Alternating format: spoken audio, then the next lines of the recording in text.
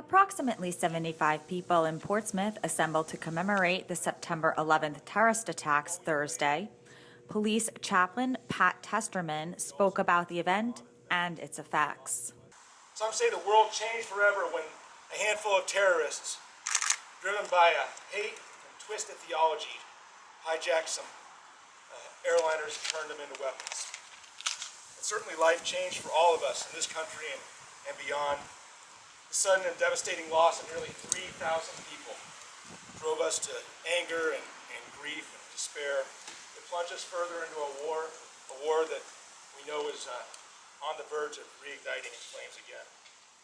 The unbridled hate that led those terrorists to commit those heinous acts against men, women, and children in 2001 is not new, and it's through these past couple weeks very obvious it still exists today.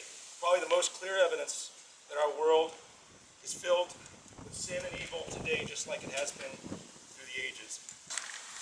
And just as our despair has been exacerbated by people at their worst, Lord, our hope has been grown by the glimpse we've been able to see by men and women at their best, by the police officers, firefighters, and first responders who ran toward the towers to help others get away, by the military and civilian members who rushed into the fire and smoke at the Pentagon to get to their wounded comrades, by the passengers of Flight 93 who assessed the situation as grim but did not give up and charged forward into the fray to interrupt the terrorists' goals.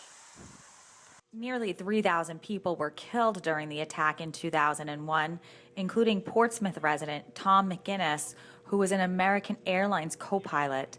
His plane was the second to hit the Twin Towers. For Foster's Daily Democrat, this is Kimberley Haas.